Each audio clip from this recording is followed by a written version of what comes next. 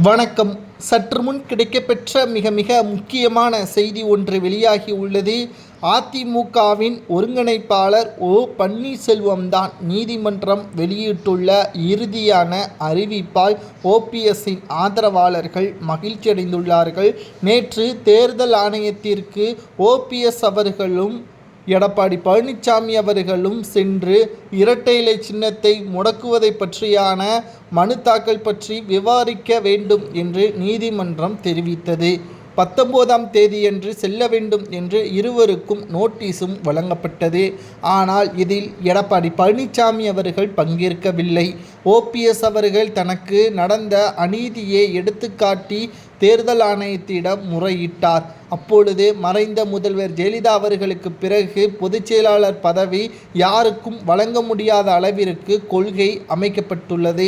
அந்த கொள்கையை திரித்து தேர்தல் ஆணையத்தின் முறையில்லாமலும் ஒருங்கிணைப்பாளர் என்ற பதவியில் எந்த ஒரு அதிகாரப்பூர்வமான அறிவிப்பை நாங்கள் வெளியிடாமலும் அவர்களது தேவைக்கேற்ப கொள்கைகளை மாற்றி எடப்பாடி பழனிசாமி அவர்கள் பொதுச் செயலாளராக பதவியேற்றதுதான் தற்பொழுது வரை அதிமுகவில் குழப்பம் இருக்கிறது என்று தேர்தல் ஆணையத்தில் முறையிட்டுள்ளார் ஓபிஎஸ் அவர்கள்.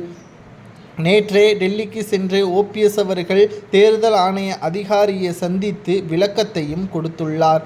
இதனால் அனைத்திந்திய அண்ணா திராவிட முன்னேற்ற கழகத்தில் இதுவரைக்கும் ஒருங்கிணைப்பாளர் பதவிதான் இருந்துள்ளது என்றும், அதாவது மறைந்த முதல்வர் ஜெயலலிதா அவர்களுக்கு பிறகு அதிமுகவின் உயர்மட்ட பொறுப்பு என்றால் அது ஒருங்கிணைப்பாளர் பொறுப்புதான் என்றும் தேர்தல் ஆணையம் தற்பொழுது கூறியுள்ளது.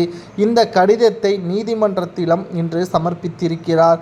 இதனால் ஓபிஎஸ்ஸிற்கு சாதகமாக தீர்ப்பு வரும் என்றும், அவரே அதிமுகவின் ஒருங்கிணைப்பாளர் எடப்பாடி பழனிசாமி அவர்கள் பொதுச் செயலாளர் பதவி கிடையாது என்பதை நீதிமன்றம் தெரிவிக்க உள்ளதாக வழக்கறிஞர் ராம்குமார் அவர்கள் தெரிவித்துள்ளார்.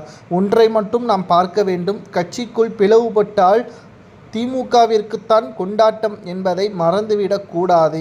ஏனென்றால் இப்பொழுது இருக்கக்கூடிய அரசியல் காலகட்டத்தில் அதிமுகவிற்கு தேவை சரியான கூட்டணி, உட்கட்சி மோதல் இல்லாமல் ஒற்றுமையான தொண்டர்கள் தான். இதை இரண்டையும் தற்பொழுது அதிமுக இழந்து வருகிறது.